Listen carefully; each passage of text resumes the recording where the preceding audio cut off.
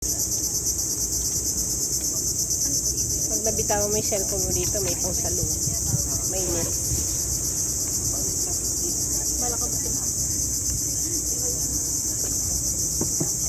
Wala, malalim na. Lalim na, lagpas tao na yan, oh.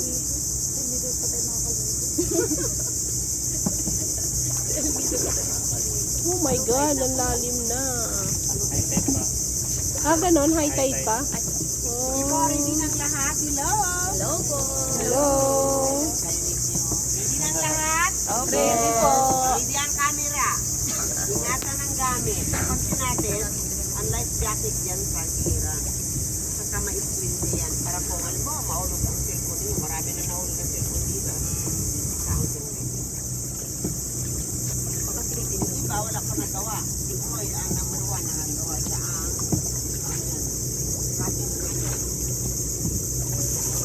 so ako po ang inyong tour guide interpreter sa bangka tinatawag. Kailan si Lady Manro, pinaka-matured na tour guide dito. Kasi original, akong membro.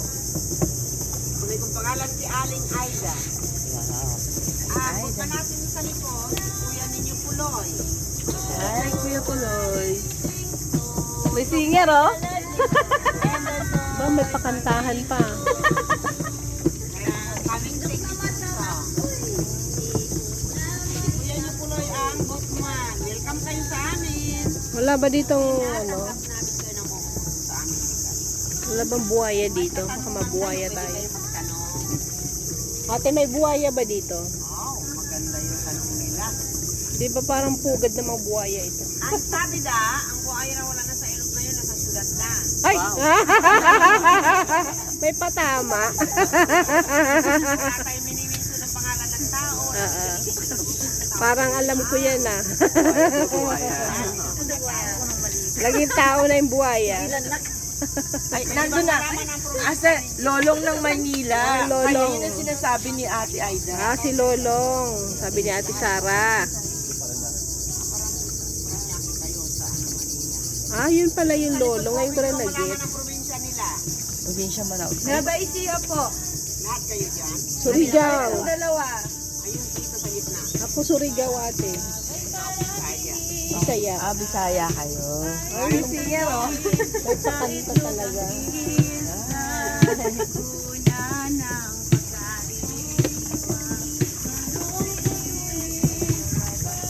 Buti nga ito ni ganito. Sa Vietnam. Walang bubong. Lahat ng mga tour guide dito, kahit na yung lalaki, wala silang tour guide sa bangka, umaawit sila kahit na pintunan. Dito yung awit namin. Si kuya niyo po ay umaawit din yung kuminsan, pero uy, kagalit. Nakita lang na magandang talaga. Uy, may ahas po tayo. Ay, asan? Uy, may ahas po tayo. Oh, wait. Hindi ko makasabi. Ayun, yun nasa puno, nakapulupot. Oo. Makita mo na. Kamusta ka na? Diyan ka pala. Baka Akala mo tumalon sa bunga atin lang yan. siya. Ayun sinasabi ni ate kanina. Ang name, yellow travis snake, makabanda lang siya. Pero lasing palagi. Tulog, tulog. Laging natutulog eh. Parang tao kung lasing lagi, natutulog na araw. Ang gabi kasi nagmarikit. Aging food. Sa mga mature people, anti-aging daw. Tara, kumain na tayo ng Kumakain tamilok. ako ng tamilok paminsan-minsan. Kain na tayong tamilok. Hindi naman yata pa, Reserve parang sa mga sumusunod na hirasyon sa hirap. Nakakatakot dito sa gabi. Walang biyahe kami kung gabi.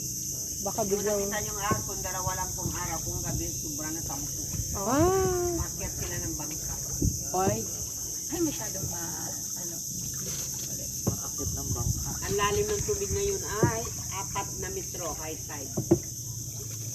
Dito nang inuulam, yung isda natin inuulam, halimbawa ng bangos, tilapia, ganyan, lapu-lapu. Mangitlog sila ngayon na, kasi summer ngayon sa ating bansa. January hanggang June, summer sa ating bansa. Sa 80% ng isda sa karagatan, kaya ng bangos, lapu-lapu, Papasok yan sila dito sa kabakawan kung gabi mangitlog. Pagkatapos nila mangitlog, lalabas yan sila sa karagatan. Doon pwede silang hulihin ng mga tao sa komunidad. Pero dito sa loob, Bawal. Ah. Itlogan lamang ng mga isda dito.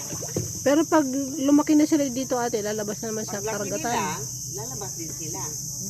Pagdating ng Disyembre, dito muna sila June hanggang Disyembre. Pagdating ng Disyembre, January, lalabas na yan sila. Papasok naman yung malaki isda galing dagat. Mangitlog na naman. Palit-palit tapos labas. Ah, itlogan pala sila dito. Asa na mga itlog yan ate? Makikita ba natin? Nasa ilalim. Sa ilalim? Nakadikit yan sa ano, Sa mga bakawan. sa ugat ng bakawan. Kasi yung bakawan na ugat, sa ilalim parang ano yan, parang daliri ng tao. Tapos yung pinakadulo niya, maliliit, parang bubuk. Wala isingit-singit ang itlog nila. Sa kaliwayan, ang pinakamatatanda ang buong puno ng bakawan na matakbuhan na lang dito sa lugar na ito. Yan, ang malalaki. Tinatawag na century tree. 100 years of edad nila. Hindi na po nagalaw ng tao yan simula pa ng unang panahon. Talaga. Kung may mundo na, dito na yung mga panahon yan. Bawal din maputol kahit na napakagandang gawin pagbahay yan. Bawal mamutol. First class ang ulo ng bakawan. Ang ating mga ninuno, ginagamit nila yung ulo ng bakawan ng panahon pampatakbo ng train. May train tayo kasi sa Pilipinas yung ng panahon. Galing sa Bicol region, papuntang Ilocos region. Nung nagkaroon ng Mount Pinatubo eruption, natabunan yung release ng train. Maraming namatay, banda dyan sa Pilipinas. Kaya wala na may balik yung mga malalaki. May balik na lang sa Maynila. Malalaking bakawan. Dangerous old daw. Tawin ng bakawan, napakaganda rin ba yung pambahay? Kasi ba yan, hindi yan inaanay eh. Sige, nakakatagal sa tubig. Hindi Yan na may buo. tubig kasi maalat. Sinisipit ko lang yung maalat na tubig sa ilog. Bawal, maluwag yun. Pero yung mga ganyan natin patay na yan. Yung mga nakatumba. Yung natumba na yan, pumalikat mo sa lang dyan ang katilang tamilok. Hindi ka naabot ng tubig kung high tide. Bawal kunin. Pabulukin, pagkain ng lahat na buhay dito sa ilog at abuno. At ang nila dito ay 47.55 hectares. Ang boundary niya doon, sarapan ng bundok na niya. Galing na ko ang underground. Hindi pa po. Papunta pa lang. Ngayon sa labas tayo ng kuweba ng underground. Ayan o, yung bundok na yan, yan sa loob niya yan ang kuweba ng underground region. Ang entrance doon. Sa silangan.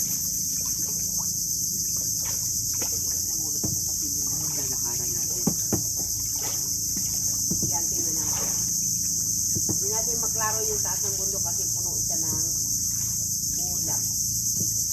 Malapit ang ulan. Mamaya ulan na naman. Tingap. Ako na lakas.